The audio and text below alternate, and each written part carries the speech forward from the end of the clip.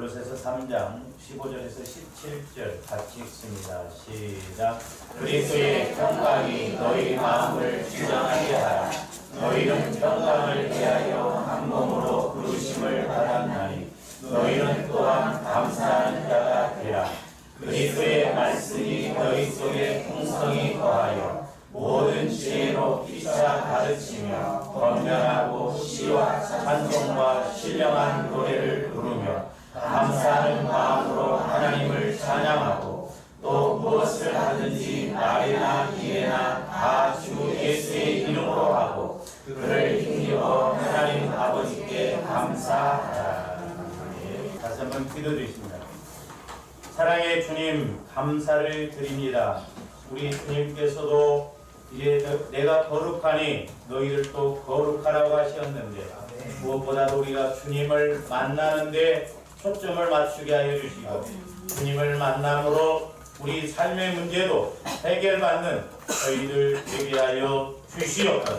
사랑의 주님, 무엇보다도 우리의 영혼이 이제 눈을 뜨고 귀가 열려서 적어도 성령께서 그에게 나에게 주시는 말씀을 들으므로 우리가 무엇을 어떻게 행해야 할 것인가를 알게 하여 주셔서 하나님께는 영광이요 우리에게는 형통의 은혜가 주어지게 하여 주시옵소서.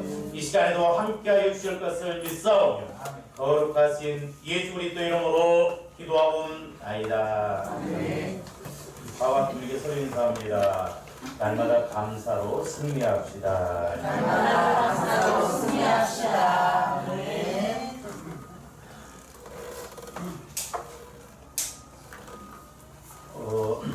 조가 여러분들이 감사를 드리면 또 감사의 은혜가 임해야 될 줄로 믿습니다. 그것이 영적인 것이 됐든 물질적인 것이 됐든 우리가 심은 대로 갈라디아서 6장 8절 9절에 보면 사람이 무엇으로 심든지 그대로 거두리라고 했잖아요. 그래서 조원들이 감사를 심었으면 또 감사할 수 있는 은혜가 임해야 될 줄로 믿습니다. 그리고 내가 회개를 했으면 죄의 문제가 해결되어지고 우리가 주님을 만나는 그런 또 은혜가 임해야 될 줄로 믿습니다. 그러니까 예수 그리스도 안에서는 뭐든지 심은 대로 거둔다라고 했거든요. 근데 왜 안 거둬질까? 제가 오늘 아침 이렇게 기도하면서 그 중에 하나를 이렇게 깨닫게 됐는데 우리 안에 물론 이제 육신의 생각을 우리가 십자가에 못 박고 영의 생각, 주님 마음을 갖고 가야 되는데 마귀는 우리 안에 보면은 꼭 우상 같은 것을 꼭 우리 마음에다 심어놓고 그것을 처리를 못하게 하더라고요. 그래서 예를 들어서 오늘 이제 성가대 이렇게 찬양을 했습니다만 얼마나 은혜스러워요. 근데 이제 하나님이 받으셨는지 안 받으셨는지 우리가 잘 모르잖아요. 우리는 은혜스럽다 했지만 이제 하나님이 과연 우리의 찬송을 받으셨는가? 그러면 이제 조원들이 찬송을 드려도 우리 안에 은혜가 임해야 되거든요. 근데 만약에 이제 그럴 일은 없겠지만 성가대원 중에서 이제 아들이라고 하는 소리인가 그렇게 생각하지 마시고 예를 들어서 여러분들이 막 내가 게임을 좋아한다. 핸드폰이 요즘 막 유행이잖아. 나는 어른들은 안 할 줄 알았더니 어른들도 게임 되게 좋아하대 보니까. 그러면 계속 막 게임에 내가 막 심취해 있다 이 말이야. 그걸 끊어야 되는데. 여러분들이 뭐든지 중독되면 안 돼. 예를 들어서 여러분들이 커피 마시는 것도 안 마시면 막 금단의 현상이 온다고 한다는 건 문제예요. 커피 못 마시면 막 발광난 사람처럼 그런 사람들이 있거든. 막 하루 8잔, 10잔을 마시고 막. 근데 이제 일종의 그런 것들이 마귀가 주는 지식인데 내가 게임하는 지식 그것을 끊지 못하고 찬양대에서 찬양을 부르면 게임하는 지식 갖고 찬양 드리는 거예요. 그런 것들이 가로막히는 거예요. 그러니까 우리가 그런 것을 분별해. 그러니까 우리 감사가 감사돼야 된다 이 말이죠. 내가 감사를 했으면 분명히 하나님이 받으시고 영적인 것이 됐든 물질적인 것이 됐든 하나님이 또 은혜 주시는 그 감사를 체험해야 될 줄로 믿습니다. 그래서 우리가 주 안에서 이렇게 수고가 헛되지 않고 주 안에서 이렇게 나가는 것이 얼마나 중요한가. 그래서 이제 지난 시간에 제가 무슨 말씀을 드렸냐, 우리가 그러면 어떻게 해야 감사로 승리할 수 있는가? 그러니까 조원들이 감사를 드렸으면 그 감사로 인해서 내 육신의 문제라든지 물질의 문제라든지 영적인 문제라든지 이런 것이 해결되어져서 진짜 감사를 했더니 그런 은혜가 임했구나라고 하는 그런 승리의 감사가 와야 될 줄 믿습니다. 그리고 또한 저와 여러분이 감사했으면 회개했으면 하나님께서 받으시는 그런 회개가 되고 하나님께서 받으시는 감사가 되어야 될 줄로 믿습니다. 근데 신앙은 내게 초점 맞추면 안 돼요. 하나님께 초점 맞춰야 돼요. 내 감사가, 내 혼신이, 내 봉사가, 내 기도가 하나님께 상달되어져서 하나님이 받으셨는가? 우리가 그런 관계가 없이 일방적으로 그냥 종교적인 측면에서 우리가 이렇게 하면 안 됩니다. 그래서 우리가 감사로 승리하고 감사를 하나님께서 받으시려는 감사가 되려면 어떻게 해야 되느냐? 지난번에 이제 첫 번째 하나를 말씀드렸는데 그것은 그리스도의 평강이 우리 마음을 주장해야 된다라고 해요. 그래서 오늘 15절 말씀을 보니까 그리스도의 평강이 너희 마음을 주장하게 하라고 했어요. 이것이 너무 중요해. 이게 핵심입니다. 그리스도의 평강이 너희 마음을 주장하게 하라. 그래서 우리 예수님도 이 세상을 떠나시기 전에 제자들에게 그 메시지를 하나 주셨는데 지난번에도 봤습니다만은 우리 요한복음 14장 27절 한번 다시 봅니다. 평안을 너희에게 끼치노니 곧 나의 평안을 너희에게 주노라. 내가 너희에게 주는 것은 세상이 주는 것 같지 아니하니라. 너희는 마음에 근심하지도 말고 두려워하지도 말고. 저와 여러분이 예수를 믿어도 육신적으로 신앙생활하면 우리가 살아갈 때 얼마나 마음에 근심하는 것들이 많고 두려운 것들이 얼마나 많습니다. 어떻게 보면 우리가 이 세상을 근심하며 두려워하며 산다고 해도 과언이 아닐 정도로 이 세상 자체가 두렵고 근심 덩어리밖에 없다 이거예요. 그래서 우리 예수님은 미리 아시고 마음의 평안을 주노니 이 평안을 가지라. 내가 주는 평안은 어떤 물질적으로 인해서 일시적으로 오는 평안, 그런 평안이 아니다. 그야말로 어떤 두려운 문제, 근심의 문제도 해결해 나가는 그런 평안이다. 이와 같은 평안이 있기를 예수 그리스도 이름으로 축원을 드립니다. 그래서 우리 예수님께서 제자들에게 주신 이것이 최고의 선물이요 최고의 선물이라고 했습니다. 이와 같은 최고의 선물, 최후의 선물을 받으시기를 주님의 이름으로 축원을 드립니다.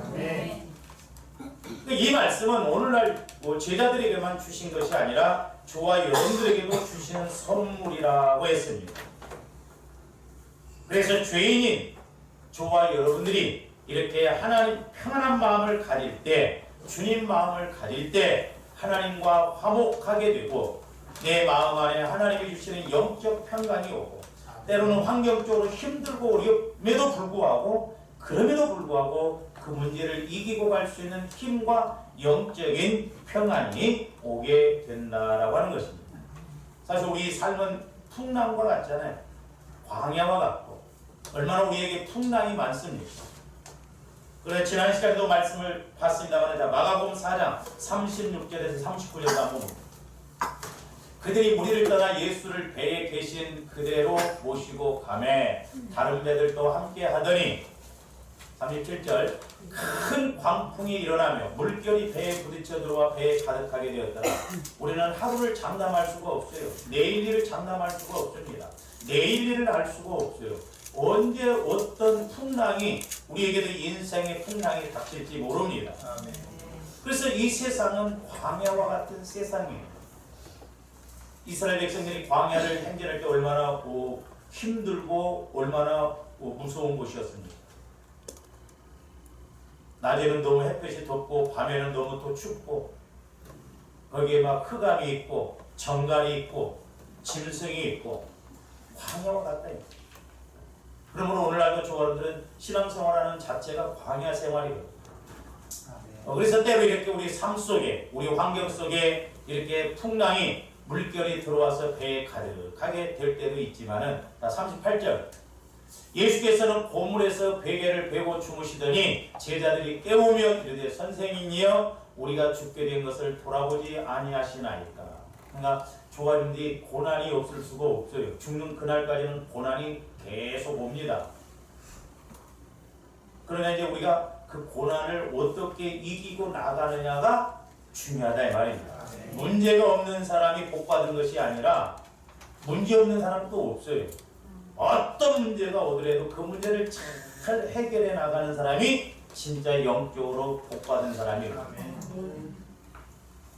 그래서 이제 조화를 또 고난이나 어려움이 오면 주무셔요. 푹 주무시고 또 새벽이나 나와서 막 부르짖어서 기도하고 아멘들 안 하십니다. 푹 주무시고 잠 안 잔다고 해서 그 해결되는 것도 아니고 몸만 상하고 오히려 더 영적으로 힘듭니다. 그래서 시편에 보면 하나님이 사랑하시는 자는 잠을 주신다라고 그랬잖아요. 평상시에 그냥 퍼질러지게 자는 잠은 그거 하나님이 사랑하시는 게 아니고 어려움에도 잠을 푹 자요. 제가 그 우리 큰형님이 부러웠었어요. 왜냐면 우리 큰형님은 고개만 되게 대면 코를 보고 주무시더라고요. 옛날에. 저는 예민했었어요. 예수 안 믿을 때는. 제가 중학교 다닐 때 그 우리 옆집에 부잣집에 할아버지가 돌아가셨는데 5일장 치렀거든요. 내가 4일 동안 하루 종일도 잠을 못 잤습니다. 그렇게 예민했어요. 그 옆집에서 막 떠드는 소리. 근데 지금은 저도 베개만 대면 자요. 그 집사람이 당신 어디 이렇게 잠을 잘 자? 잘 자야지. 그래야 또 새벽에도 맑은 정신으로 나와서 해롱해롱 해가지고 그러니까 지금 제자들도 우리 예수님이 막 배에서 막 주무시고 그러니까 죽게 됐는데 왜 가만히 보고 이걸 해결하시지 않냐.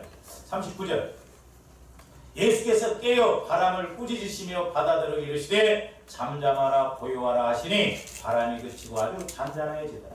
우리 예수님을 깨우시면 됩니다. 내 안에 계신 예수님을 만나면 되고 내 안에 계신 예수님을 깨우시면 예수님이 해결해 주실 줄로 믿습니다. 그러니까 우리가 평안해야 돼요. 울고 난리치는 게 그게 정상 아니에요. 그게 비정상이에요. 근데 우리는 오늘날 비정상을 정상으로 보고 따라서 이렇게 주님의 평안이 내 마음 안에 임하면 우리 인생에 모진 바람과 파도가 몰아쳐도 평안할 수 있다 이 말이에요. 하나님이나 되니까 하시지 누가 이런 평안을 주시겠느냐 이 말이에요. 이에 사도 바울도 골로새 성도들에게 이러한 그리스도의 평강이 마음을 주장하게 하라고 이렇게 말씀하고 있습니다. 그래서 여기서 주장하게 하라 이 의미는 심판자로 행동하다 그런 의미도 있고 명령하다 지배하다라는 의미를 갖고 있어요.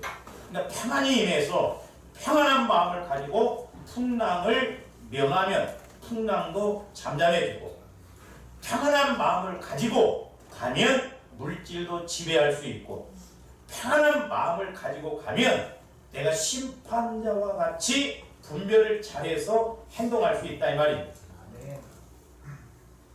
그러니까 뭔 말이냐면 이는 마치 심판관이 정확한 룰에 따라서 모든 경기에 결정적 순간에 정확한 판단을 내리듯이 우리도 매 결정의 순간에 그리스도의 평강을 통해서 정확하게 판단하고 정확하게 결정을 내린다는 것입니다. 오늘 조합이 사실 정확하게 분별하고 정확하게 판단만 잘해도 우리가 은혜 받고 복 받고 문제 해결 받을 줄로 믿습니다. 그래서 우리의 인생은 전쟁과 같다 그러잖아요.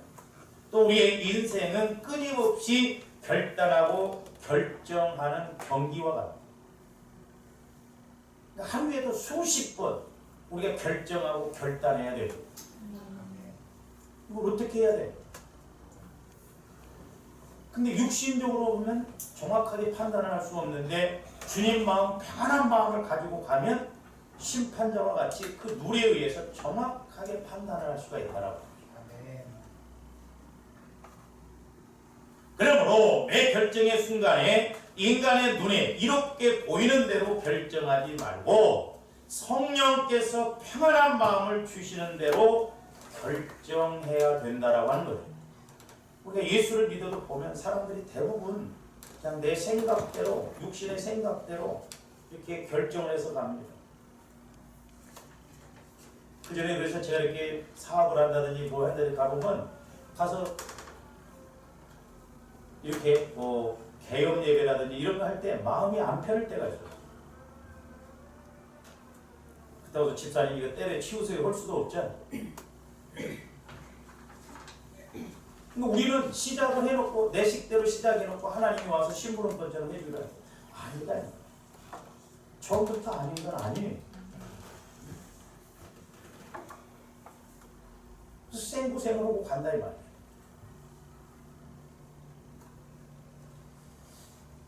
저와 여러분들이 오늘 말씀을 통해서 꼭 기억하고 깨달아야 할 것이 있습니다.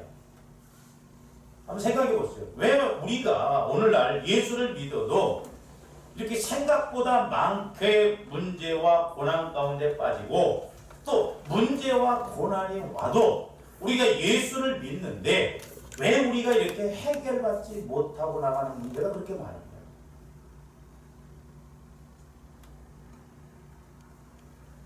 그것은 다른 건 아니에요. 우리가 육신의 생각과 환경만을 앞세우고 거기에다 목적을 두고 나가기 때문에 그렇다는 거예요. 우리가 교회를 다니고 신앙생활을 한다고 하더라도 예수님을 못 만나면 다분히 육신적이고 예수는 믿지만 주인은 납니다. 이런 사람들을 어린아이 신앙, 육신적인 사람이다라고 사도 바울이 고린도전서 4장 1절에서 말씀하고 있습니다.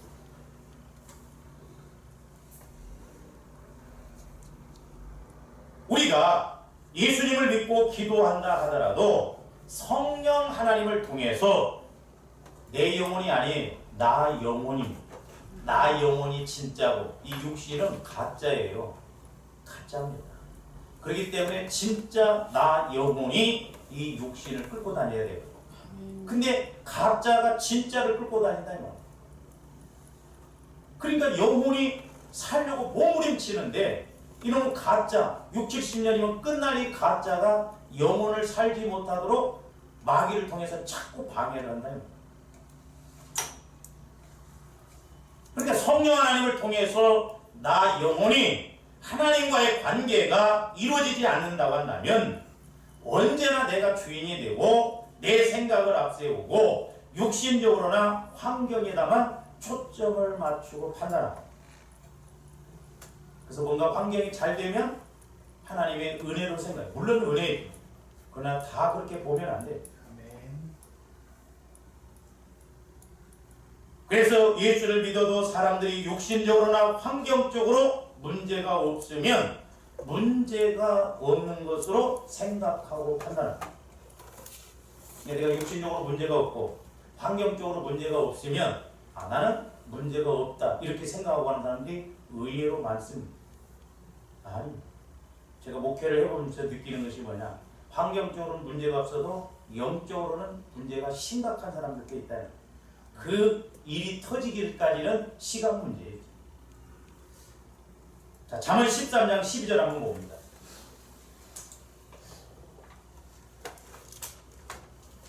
저 말씀이 아닌데.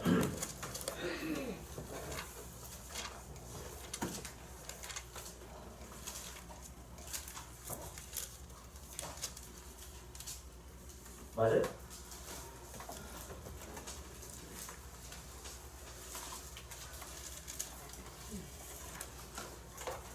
13장이 아니라 14장 12절. 이렇게 성경이 이렇게 장수가 합쳐져 있다 보면 13장이 아니고 14장 12절. 잘하시는 말씀. 어떤 길은 사람이 보기에 바르나 필경은 사망의 길이라고. 어떤 길은 사람이 보기에 바른 것 같아요. 그러니까 좋은데 바른 것 같으니까 움직이죠. 될 것 같으니까 그렇게 한다 이 말입니다. 그러나 하나님 보시기에는 사망이다. 이 말이야. 사망의 길. 여기서 사망의 길이라고 하는 것은 결국에는 뭐냐? 실패와 파멸로 간다 이 말입니다. 그래서 우리 예수 믿는 사람들은 하나님 보시기에 뭐 합하지 않는 것 외에는 우리가 실패하지 말아야 됩니다. 실패는 성공의 어머니라고 하는 속담도 있지만 자칫 실패하는 사람은 또 실패할 확률이 높습니다. 왜? 영적인 것이 거기에 있기 때문에 그렇다. 우리가 사람이 봐서 장사가 될 것 같다. 여기 괜찮을 것 같다. 아니에요. 우리는 하나님이 주시는 평안함으로 생각하고 가야 될 줄로 믿습니다. 한번 생각해 보세요. 하나님이 이제 여러분들이 막 믿음으로 살려고 몸부림치는데 그렇다고 해서 우리가 돈이 있냐? 돈도 없어. 그러니까 자연히 가게를 가서 하나 얻었는데 싼데 얻어. 가서 보니까 후진데. 가격도 싸고. 근데 육신의 생각으로 보면 안 될 것 같아. 그러니까 안 해. 근데 하나님 우리 형편과 처지를 하시고 거기에 해서 하나님이 일하셔서 복을 주시려고 하는데 우리의 육신적인 생각을 가지고 감으로 안 된다고 생각하고 안 한다 이 말. 어떤 면에서 복 받을 기회를 놓친다 이 말. 제가 옛날에 개척을 하려고 할 때도 흔히 이제 뭐라고 그러냐면 우리 목사님들이 목이 좋아야 된다 그랬어요. 목이. 근데 그게 아니라는 것을 제가 대전에 있을 때 현장을 통해서 깨닫게 해주고 기도를 통해서 그렇게 깨닫게 해주고 제가 다녔던 그 교회가 우측에는 대전천이 있고 바로 앞에는 기차철로가 있어요. 그 코너에다가 교회를 개척했어요. 목사님. 근데 여기는 오히려 장소가 좋은 사거리에는 교회를 세울 데 없어져. 근데 목사님도 산에 가서 기도하시다가 하나님께서 자기 어머니, 믿지도 않는 어머니를 예언을 시켜갖고 거기다 교회를 세우도록 그렇게 했어요. 신기하더라고. 내가 처음에 딱 가서 새벽에 가서 기도를 했는데 하나님께서 십자가로 측량을 딱 하시는데 이건 내 땅이다 그러더라고. 난 뒷땅이고 뒷땅인지 몰라서 나중에 봤더니 그 뒷땅 저 끝에까지 사택이 있는 데까지 다 보니까 거기 하나님이 예비하신 땅이에요. 그래서 교회는 하나님이 예비하신 곳에 세울 때 하나님이 책임지시는 거예요. 그게 될 장소가 아니에요. 그러니까 개척 예배 드릴 때 많은 목사님들이 아이고 목사님 믿음 좋으시네 그랬을 때 왜? 거기에 집들도 별로 없었고 공장 몇 개 있고 코너에 그렇게 있으니 누가 오겠냐. 근데 하나님이 신기하게 반경 5km 이내에서 이렇게 오게 하죠. 한 번은 성도들이 한 30-40명 나가고 그랬어요. 그런데 그 해에 11조 그때 재정이 70%가 성장하다. 신기한 걸 체험해요. 그때 내가 재정을 봤거든. 30명이 나가버리는데도 오히려 안 나갈 때보다도 재정이 70%. 제가 대학원 졸업하면서도 이제 어디에다 교회를 세울까? 내 입에서 꼭 교회는 서울에다 갖다 해야 된다고 그랬더니 진짜 서울로 오게 돼. 그러면 그때 제가 뭔 기도를 했냐면 하나님 내가 늦게 신학을 하고 이렇게 나는 아무것도 모릅니다. 내가 목회할 때쯤 돼서는 조용기 목사님 같으신 분이 말씀을 싹 훑어 잡수시버리면 나는 그때 그렇게 생각했어요. 그냥 목사님들이 설교를 한번 싹 하면 할 것이 없는 줄 알고 그렇게 훌륭하신 분들이 싹 해버리면 내가 할 것은 없는 줄 알았더니 내 안에서 성령께서 야 이놈아 하나님 나라는 네가 죽을 때까지 캐도 다 못 캐고 죽는다. 그 뒤로 이제 은혜를 받으면서 깨달은 게 뭐냐? 내가 이 땅에서 목회를 100년을 하고 성령을 통해서 날마다 말씀을 받아서 간다 하더라도 죽을 때까지 큰 산 밑에 가서 손톱으로 조금 긁다가 가는 것과 같아요. 무궁무진한 것이 하나님 나라. 그러면서 그때 당시 이제 장소가 좋아야 된다고 하는데 또 하나 비유적으로 이렇게 보여주시면서 우리 어렸을 때 보면 이제 시골에서 명절이 돌아오면 이렇게 구정 들어오면 이제 조총을 봅니다. 조총. 젊은 사람은 조총 잘 모를 거예요. 꿀이라고만 알걸. 엿기름 그것을 막 이렇게 구워갖고 조총을 놨는데 떡을 찍어 먹으면 기가 막혀요. 그러면 이렇게 떡을 찍어 먹다가 그 조총이 방에 이렇게 떨어집니다. 그러면 한 2시간 후에 보면 우리 집에 방에 개미가 없었거든요. 근데 개미가 와서 싹 달라고. 그래서 하나님의 말씀이 살아있고 생명력이 있으면 하나님이 갖다 이렇게 붙이신다. 요즘 내가 의문스러워요. 하나님 왜 안 붙이시는가? 그러니까 우리가 육신적으로 생각하면 안 돼요. 어떤 길은 사람이 보기에 잘 된다. 그러니까 10사람 중에 9사람이 잘 될 것 같다 하더라도 하나님이 노하면 아니에요. 근데 오늘날 우리가 예수를 믿으면서도 하나님을 그냥 뭐 심부름꾼처럼 그렇게 여기고 믿지, 하나님을 절대 주인으로서 믿고 하나님께 물어보고 하나님의 인도를 받으면서 신앙생활하는 사람들이 의외로 드뭅니다. 우리 목회자들 책임입니다. 다 나름대로.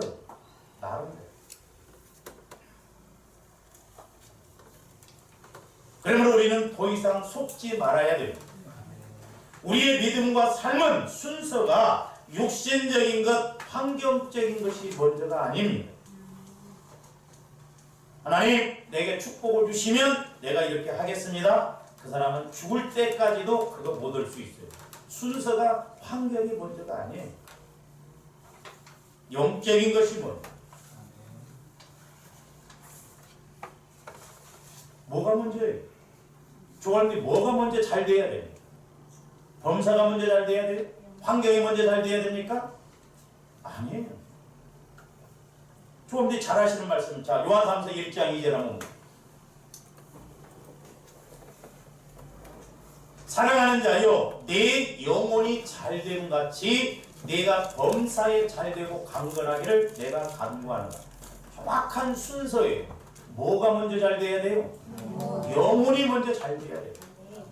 근데 오늘날 예수를 믿어도 영혼이 있는지도 없는지도 모르고 믿는 사람이 많고 영혼에 대해서 전혀 관심이 없습니다. 부모들도 자녀들이 영혼이 잘 되도록 기도를 안 합니다. 어찌하든가 공부만 잘해라. 주일 빠져도 좋으니까 학원 가라. 서울대학만 들어가라. 초점이 환경적인 거예요. 육신적인 거예요. 저것을 반대로 본다고 한다면, 반대로 해석한다고 한다면, 자, 범사가 잘 안 되고 육신적으로도 힘들어. 그럼 뭐가 문제예요? 영혼이 문제. 그러니까 우리가 환경적인 문제, 육신적인 문제가 오면 그걸 놓고 기도하지 말고 영적인 문제, 내 영혼의 문제를 찾아서 기도해야 된다 이 말이야. 그래서 우리가 그렇게 기도하면 성령께서는 분명히 가르쳐 주셔요. 왜? 성경적으로 기도하는데, 그래서 저한테 질문도 잘해야 돼요.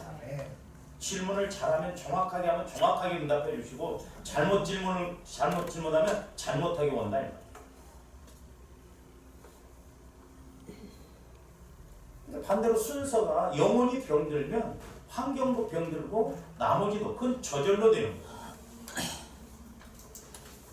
그래서 마귀는 저함들 환경을 먼저 안 건듭니다. 먼저 영혼이 죽거나 병들게 하고, 저와 여러분들이 영혼을 죽이거나 병들게 하면 마귀의 목적은 대성공입니다. 그리고 마귀의 임무는 끝나요. 영혼이 병들거나 죽고, 그래서 마귀는 더 이상 공격 안 해요. 내립니다. 우리가 영혼이 병들고 영혼이 죽었음에도 불구하고 육신적으로 왔다 갔다 하고 막 하는 건 하나님 보시기에 의미가 없어요.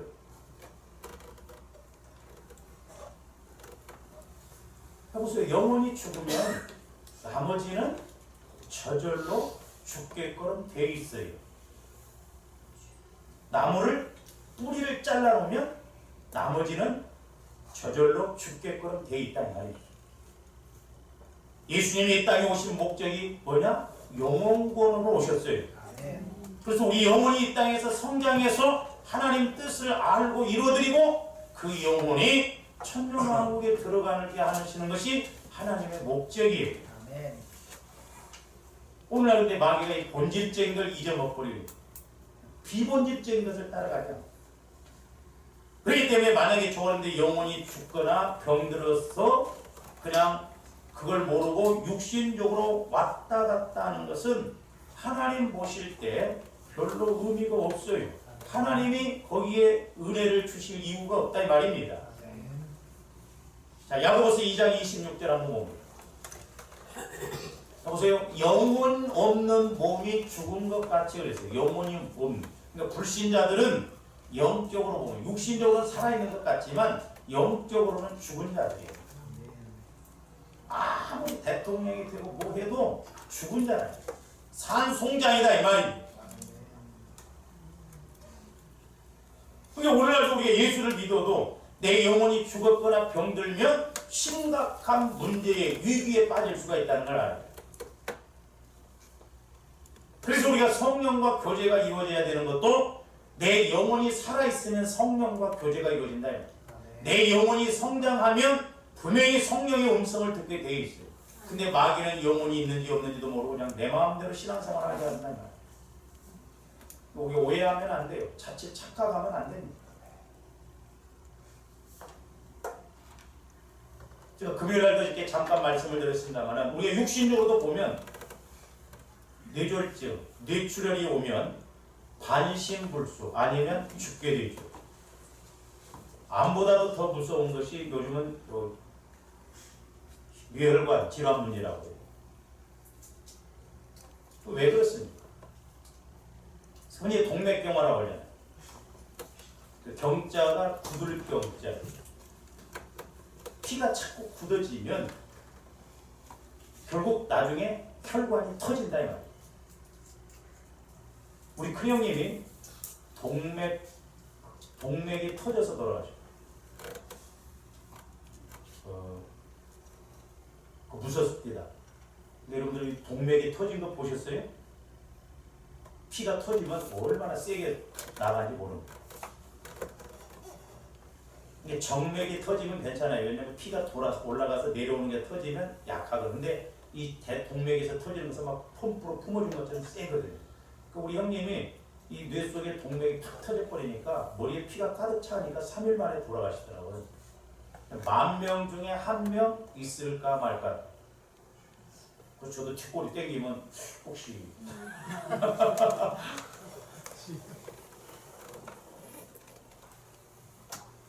동맥경화가 이렇게 오기 시작하면 결국 나중에 뇌출혈, 뇌졸중이 와서 쓰러진다. 그런데 갑자기 쓰러지는 것이지만 갑자기 쓰러지는 것이 그날 아침에 동맥경화가 딱 와가지고 오후에 쓰러져요? 아니에요. 오랫동안 이런 피에 노폐물이 생기고 이제 고기 기름기 좋아하고 이런 것을 먹고 그럼으로 인해서 이런 것이 누적이 되어 있다가 이게 더 이상 더 혈관에서 피가 이렇게 통하지 않을 때 그때 터져요. 그래서 그때 혈관이 터지면 심각한 문제에 부딪히게 된다. 반신불수 아니면 죽게 된다.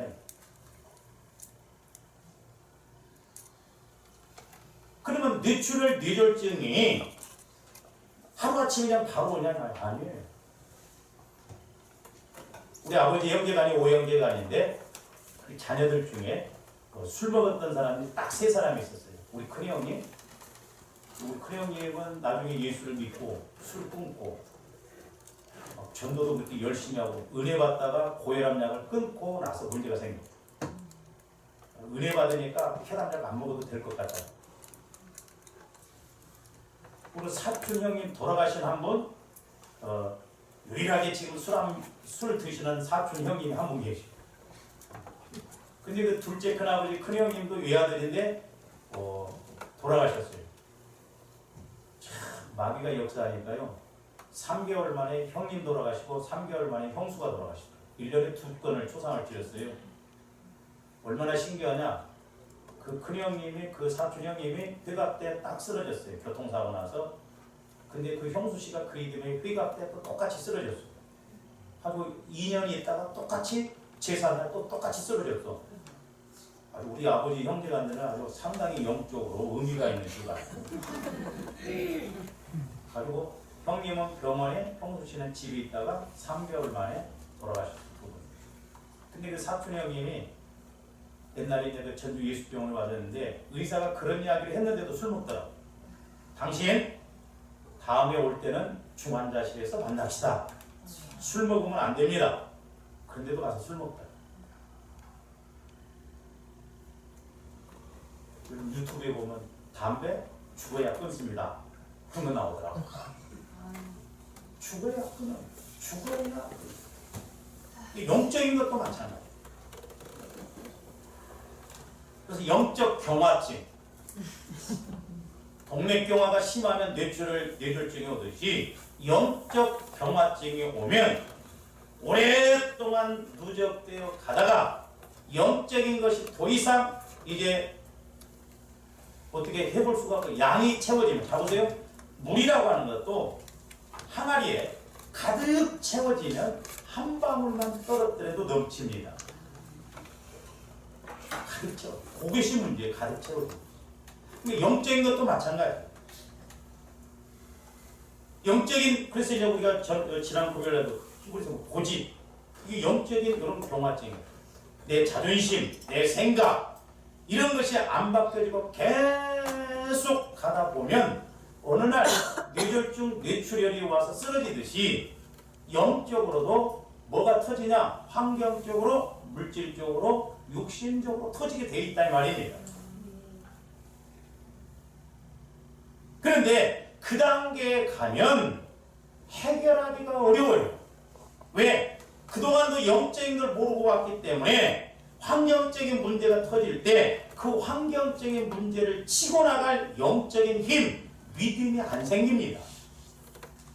문제가 왔는데 문제를 해결해 나간다고 한다면 진짜 그 사람 은혜 받은 사람이에요. 그래서 우리가 예수를 믿어도 문제가 왔는데 그 문제를 해결하지 못하고 가는 사람들이 의외로 많아요.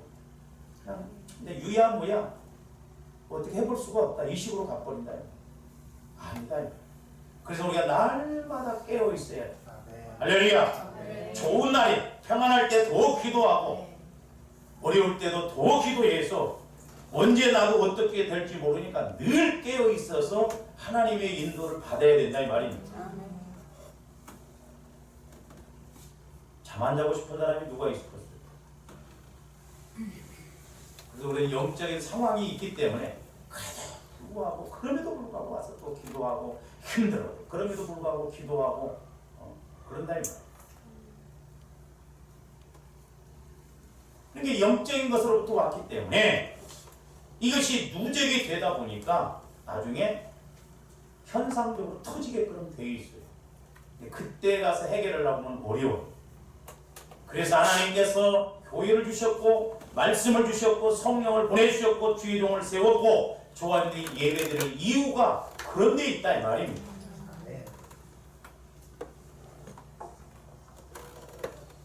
그러므로 환경적인 문제가 없다고 해서 지금 영적으로 문제가 없다고 생각하면 그건 오해예요. 착각입니다. 내가 지금 문제가 없어도 뇌졸중이 진행되듯이 영적인 문제가 지금 계속 진행되고 있을 수도 있다 이 말입니다. 이걸 볼 줄 알아요. 이걸 알아야 됩니다. 자, 저한테 잘하시는 누가복음 12장 15절에서 13절에서 21절 한번 보고 어리석은 부자에 관한 이야기. 한번 질문 한번 해봅시다. 저기 이제 어리석은 부자가 나오는데 소출이 많아가지고 막 창고를 짓고 저 사람이 예수를 하나님을 믿는 사람일까요? 안 믿는 사람일까요? 네? 믿는 사람이에요? 안 믿는 사람? 안 믿는 사람. 이렇게 세게 물어보면 훅 일어나. 자 보세요. 믿는 사람인가 안 믿는 사람인가 한번 봅니다. 무리 중에 한 사람이 이르되 선생님 내 형제를 명하여 유산을 나와 나누게 하소서 하니 14절 이르시되 이 사람아 누가 나를 너희의 재판장이나 물건 나누는 자로 세웠냐. 오늘날 저 구절이 다 우리에게 맞아. 아멘. 우리는 그냥 예수님 앞에 하고 물질 문제나 해결해 달라고 하고 재산을 형님이 많이 가져갔는데 좀 뺏어서 이렇게 나눠달라고 하고. 자 15절 그들에게 이르시되 삼가 모든 탐심을 물리치라. 탐심, 욕심이에요. 저건 무상숭배라고 그랬어요. 사람의 생명이, 물론 생명에는 두 가지가 있어요. 육신의 생명이 있고 우리 영혼의 생명. 저기에서는 육신의 생명을 말한다기보다는 우리 영혼을 말해요. 영원한 생명을 말합니다. 그러니까 저와 여러분들이 영혼이 잘 되는 것은 물질에 많고 적음이 없어요. 내가 지식이 많다고 영혼이 잘 되는 천만의 말씀입니다. 오직 우리 영혼은 하나님의 말씀만 먹습니다. 제가 오늘 아침에 기도하면서 깨달은 건데 우리는 자꾸 신앙생활을 지식으로 하려고 그래요. 영혼은 하나님의 말씀에 대해서 지식으로 받아들이지 않습니다. 양식으로 받아들여요. 그러니까 다르다 이 말이에요. 그러니까 영혼은 말씀에, 그래서 우리가 말씀은 영혼의 양식이라고 하잖아요. 하나님의 말씀은 성령을 통해서 받으면 지식이 아니에요. 믿음으로 작용을 해요. 힘으로, 생명력으로. 그러니까 조합들이 말씀을 들으면 자꾸 내 마음 안에서 힘이 와줘야 된다 이 말이에요. 할렐루야. 지식으로 받는 게 아니에요. 말씀은. 그러니까 아무리 재산이 많다고 해서 여러분들이 부자로 산다고 해서 영혼이 잘 되는 게 아니에요. 물론 영혼이 잘 돼서 결과적으로 오는 경우도 있지만 16절 또 비유로 그들에게 말하여 이르시되 한 부자가 그 밭에 소출이 풍성하며 심중에 생각하여 이르되 내가 곡식 쌓아둘 곳이 없으니 어찌할까 하고 18절 또 이르되 내가 이렇게 하리라 내 곡간을 헐고 더 크게 짓고 내 모든 곡식과 물건을 거기 쌓아두리라. 자, 저기까지만 우선 보시면 지금 저 사람이 경영을 상당히 잘해요. 아니 농사를 졌는데 막 곡식이 풍성하니까 창고를 짓고 막 이렇게 하는데 오늘날 말하면 회사 운영을 잘하는 사람이요 경영을 잘하는 거라니까.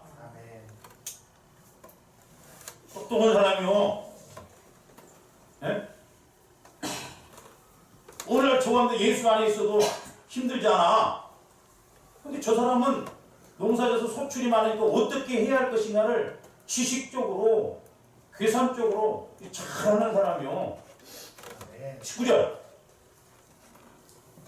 또 내가 내 영혼에게 이르되 영혼아 여러 해 쓸 물건을 많이 쌓아두었으니 평안히 쉬고 먹고 마시고 즐거워하자 하리라 하되 저기서 영혼이라고 했어요. 불신자요 하나님 믿는 사람이에요. 믿는 사람이에요. 믿는 사람. 하나님을 믿는 사람. 불신자가 영혼을 모르잖아요. 근데 저 사람은 세상적으로 지식적으로 경험도 잘하고 똑똑한 사람인데 지금 이 영적인 걸 모르는 거예요. 그러니까 내가 돈을 잘 벌어서 은행에다가 많이 저축해 놓으면 노후에 평안히 갈 줄 알았어. 김만두 집사님 친구처럼 먼저 주고 VIP 되다가 죽어버렸어. 왜? 돈이 많으니까 늘 가서 정기검사 받다가 혹 있다 혹 되다 죽었대야. 저한테 VIP 안 된 게 감사해요. 네. 그러니까 저 사람은 좀 부자예요. 돈도 많아. 경영도 잘해. 똑똑한 사람이요. 하나님을 믿는 사람이요. 그래서 재산이 많으면 영혼도 덩달아서 잘 될 줄 알았는데 재산 많은 것하고 영혼은 한 상관없다. 우리 영혼은 오직 기도와 말씀입니다. 그것으로만 갈 수 있다. 그러니까 기도 안 하면 여러분들 교만한 거예요. 영적 세계를 모르는 거예요. 종교 생활입니다. 20절 하나님은 이르시되 잘 보세요. 자기는 똑똑했어요. 경영도 잘하고. 근데 우리 하나님은 뭐라고 해요? 어리석은 자요. 어리석은 자. 그래서 저거는 똑똑 무식하지 말고 무식 똑똑하는 게 훨씬 나아. 세상적으로는 좀 무식해도 영적으로는 똑똑해. 세상적으로는 똑똑한데 영적으로는 무식한 사람들이 많습니다.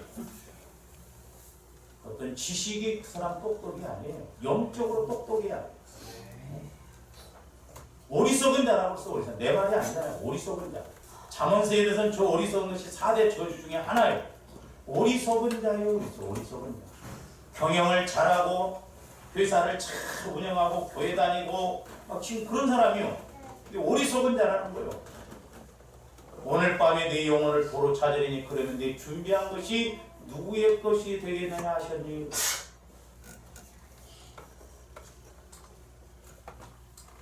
21절 봅니다.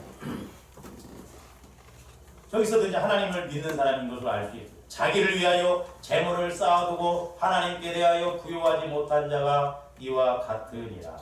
그러니까 영혼에 초점을 못 맞추면 육신적으로 가면 예수 믿어도 오직 환경적으로 물질적으로 잘 되고 잘 사는 거 그게 전부예요. 그러나 영혼에 초점을 맞춘 사람은 그럼에도 불구하고 감사할 수 있고 그럼에도 불구하고 헌신할 수 있고 그럼에도 불구하고 내가 평안함 가운데 갈 수가 있다 이 말입니다. 어리석은 부자가 하나님을 안 믿는 사람이 믿는 사람이에요. 주 여러분들은 어리석은 자가 되지 말고 지혜로운 자가 되어야 될 줄로 믿습니다.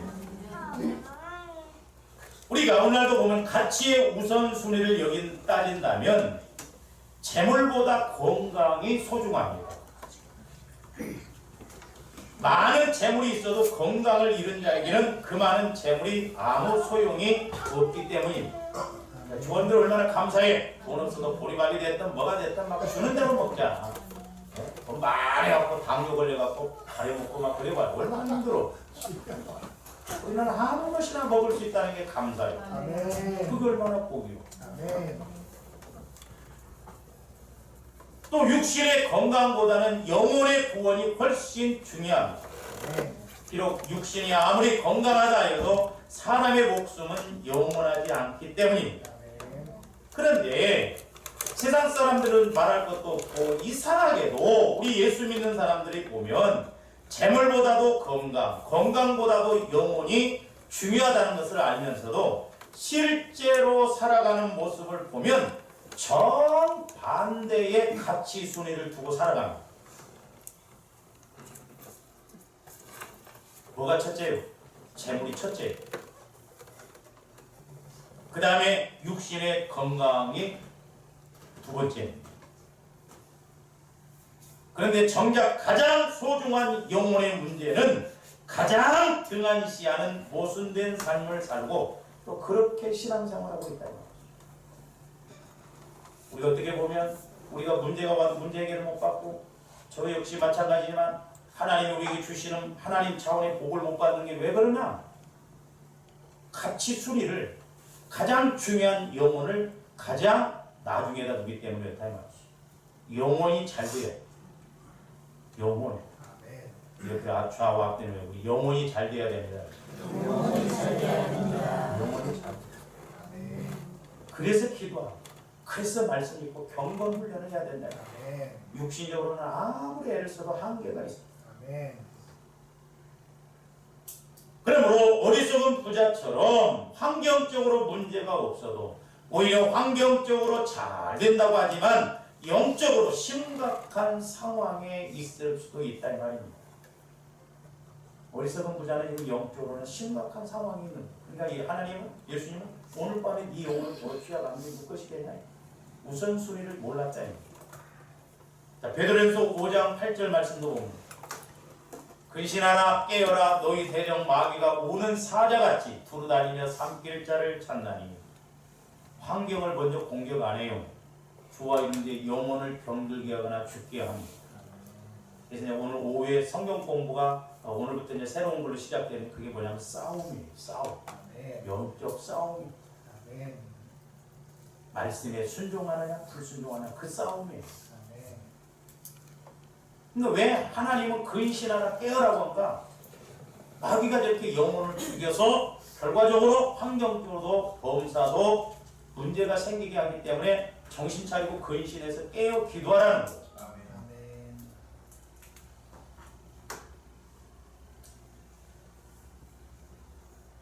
예를 들어 보세요. 이제 제가 오늘 아침에 일어나자마자 기도하면서 이렇게 왔거든요. 근데 제 마음에 이런 환경적인 것이 이렇게 와지는 건 영적이고 깨달음이 이렇게 왔는데 오늘 새벽 예배 말씀이 로마서 2장 9절 10절인데 너무 정확하게 딱 오는 거예요. 와, 하나님은 너무 정확해요. 그래서 어떤 때는 저도 가끔 그런 생각을 가지고 육신적으로 저는 뭐 조금 잘못하면 막 금방 귓방맹이 올라가고 그러면 얼마나 목타기가 쉽겠어. 그쵸? 조금만 잘못 주일날 한 번만 빠져도 막 어디서 떨어져서 다리가 부러진다든지 막 11주 한 번만 빼먹고 막 손해가 엄청나게 나버린다든지 그러면 얼마나 쉽겠어요. 근데 주일 한 번 빠져도 아무렇지 않고 여러분들이 11주 한 번 빠져먹어도 아무렇지 않습니다. 때로는 1년 내내 안 해도 아무렇지 않아요. 근데 아무렇지 않다고 해서 아무렇지 않은 것이냐 이 말이에요. 영적으로는 심각하게 지금 미궁으로 갈 수 있어요. 그래서 마귀는 현상적인 것을 먼저 공격하지 않아요. 영적인 걸 공격해요. 그러니까 보세요. 한 번 빠지면 두 번 빠져, 두 번 빠지면 세 번 빠지게 됩니다. 그래서 마귀는 영적인 관계를 먼저 멀어지게 해요. 왜? 환경적인 것을 저절로 결과론적으로 와지는 것이기 때문에 그렇다. 그런 것이 문제예요. 그런 것이 중요한 거예요. 육신적으로 환경적으로 한 번 빠지고 한 번 빼먹고 그러다가 뭐 누가 막 잡아먹어요? 안 돼요. 그러나 마귀가 공격하는 부분이라고 한다면 그 한 번이 엄청난 문제를 가져올 수 있는. 옛날에 제가 귀신 들린 사람 집에 가서 했더니 귀신이 뭐라고 한 줄 아세요? 너 새벽기도 잘 나가더라. 근데 어느 날 새벽기도 안 가더라. 그래서 내가 그때 들어왔다는 거예요.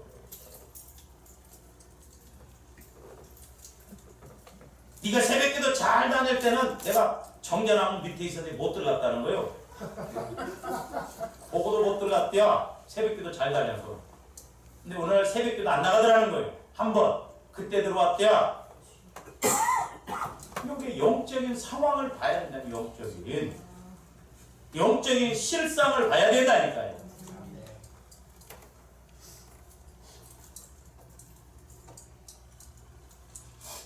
그럼 이제 반대로 막 점점 지금 고난 가운데 있어요. 어려움 가운데 있어요. 근데 하나님은 자꾸 기도를 시켜요. 기도만 하면 마음이 평안해. 그러면 어느 날 그 사람의 환경적으로도 좋게 터지게끔 되어 있어. 그 부분은 다음 주에